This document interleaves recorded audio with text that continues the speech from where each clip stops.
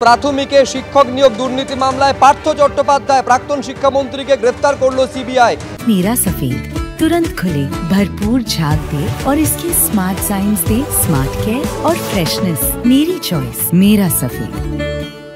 এর আগে আপনারা জানেন যে এসএসসি মামলায় গ্রেফতার করেছিল প্রথমে এনফোর্সমেন্ট ডিরেক্টরেট, তারপরে তাকে গ্রেফতার করেছিল এবং জিজ্ঞাসাবাদের মুখে পড়তে হয়েছে, জেল হেফাজতে টানা থাকতে হয়েছে পার্থ চট্টোপাধ্যায়কে।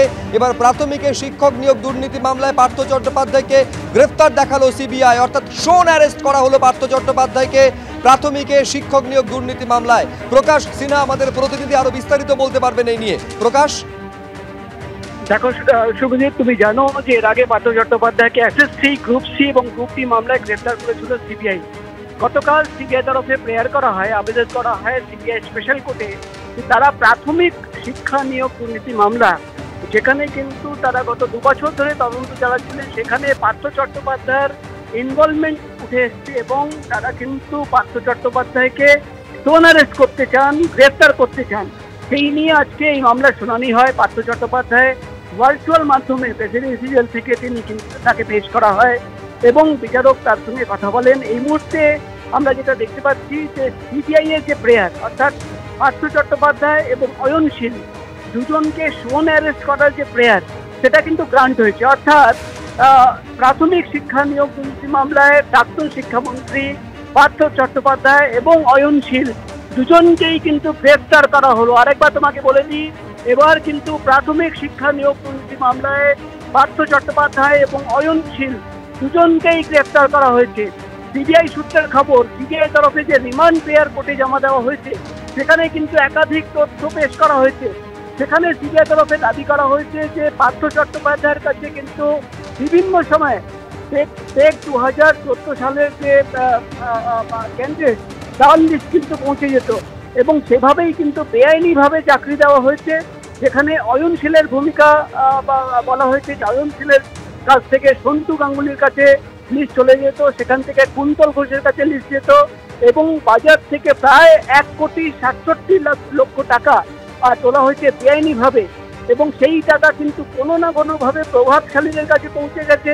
সেখানে পার্থ চট্টোপাধ্যায়ের নাম উঠে আসছে, অর্থাৎ আলটিমেট বেনিফিশিয়ারি হিসেবে সিবিআই আধিকারিকরা মনে করছেন যে পার্থ চট্টোপাধ্যায়ের একটা ইনভলভমেন্ট রয়েছে এবং এই সমস্ত তথ্য সামনে আসার পরেই কিন্তু সিবিআই তরফে শোন অ্যারেস্টের প্রেয়ার করা হয়। যেহেতু দুজনেই কিন্তু প্রেসিডেন্সি জেলে ছিলেন, অন্য মামলায় জেল হেফাজতে ছিলেন, তাই সিবিআই তরফে দুজনকে প্রাথমিক শিক্ষা নিয়োগ দুর্নীতি মামলায় শোন অ্যারেস্ট করার প্রেয়ার জানানো হয় এবং সেই মামলার শুনানির পর কোর্টের তরফে কিন্তু সিবিআই এর এই প্রেয়ার গ্র্যান্ট করা হয়েছে। অর্থাৎ দুজনকেই, প্রাক্তন শিক্ষামন্ত্রী পার্থ চট্টোপাধ্যায় এবং অয়নশীল দুজনকেই কিন্তু এবার প্রাথমিক শিক্ষা নিয়োগ দুর্নীতি মামলায় গ্রেফতার করা হলো।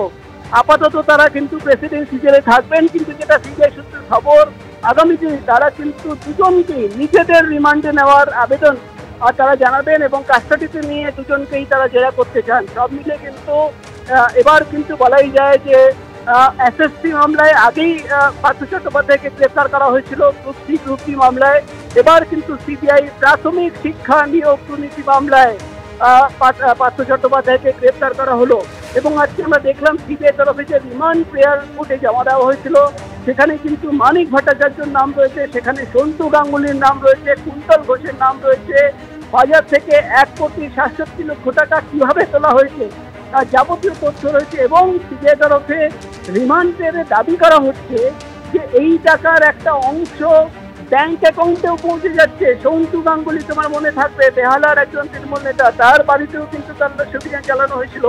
সিবিআই এর তরফে যে বিস্ফোরক দাবি করা হচ্ছে যে এই টাকার মধ্যে একটা অংশ ব্যাংক অ্যাকাউন্টে, ব্যাংকের মাধ্যমে কিন্তু ব্যাংক ট্রান্সফার করা হয়েছিল, এই তথ্য কিন্তু তাদের হাতে উঠে এসছে এবং যেহেতু পার্থ চট্টোপাধ্যায়ের নাম বারবার উঠে আসছিল, সিবিআই তরফে দাবি করা হচ্ছে যে তারা জানতে পারছিলেন যে 2014 সালের যারা কোয়ালিফাই করেনি সেই ক্যান্ডিডেটরা চাকরি পেয়েছে এবং তারা কিভাবে চাকরি পেল সেই তদন্ত করতে গিয়ে বারবার কিন্তু অয়নশীল এবং পার্থ চট্টোপাধ্যায়ের নাম উঠে এসেছিল। তাই সিবিআই তরফে দাবি করা হচ্ছে তারা শোন অ্যারেস্টের প্রেয়ার করেছিলেন এবং এবার যেটা বলাই যায় যে প্রাথমিক শিক্ষা নিয়োগ দুর্নীতি মামলায় প্রাক্তন শিক্ষামন্ত্রী পার্থ চট্টোপাধ্যায়কে গ্রেফতার করা হলো এবং সিবিআই সূত্রের খবর আগামী দিনে পার্থ চট্টোপাধ্যায়কে নিজেদের কাস্টাডিতে তারা নিতে চান। আজকে যখন ভার্চুয়াল মাধ্যমে পার্থ চট্টোপাধ্যায়কে পেশ করা হয়, বিচারক পার্থ চট্টোপাধ্যায়ের সঙ্গে কথা বলেন, তখন পার্থ চট্টোপাধ্যায় তিনি বিচারককে বলেন যে বহুদিন ধরে প্রায় 2 বছর হয়ে গেছে তাকে গ্রেপ্তার করে জেলে রাখা রয়েছে, বেআইনিভাবে রাখা রয়েছে।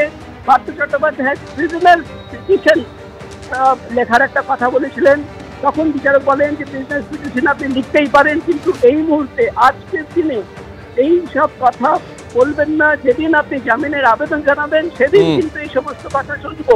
সব মিলিয়ে কিন্তু আমরা দেখতে পারলাম যে সিবিআই এর যে পিটিশন সেটা কিন্তু গ্রান্ট হয়েছে। এবার কিন্তু প্রাথমিক শিক্ষা নিয়োগ একেবারে পার্থ চট্টোপাধ্যায় এবং অয়নশীল দুজনকে শোন অ্যারেস্ট করেছে সিবিআই। এর আগে আপনারা জানেন যে পার্থ চট্টোপাধ্যায় এবং অয়নশীলের মধ্যে কুন্তল ঘোষ তিনি সেতু বন্ধনের কাজ করেছেন, এইটা কিন্তু এজেন্সির তরফে বারে বারে আদালতে একেবারে দাবি করা হয়েছিল। এইরকম যখন পরিস্থিতি 2 বছর 2 মাস ধরে পার্থ চট্টোপাধ্যায় জেলে রয়েছেন, এবার ইডির মামলায় জামিন চেয়ে সর্বোচ্চ আদালতে দ্বারস্থ হলেন তৃণমূলের প্রাক্তন মহাসচিব প্রাক্তন শিক্ষামন্ত্রী পার্থ চট্টোপাধ্যায়। এই মুহূর্তে জেলবন্দি রয়েছেন।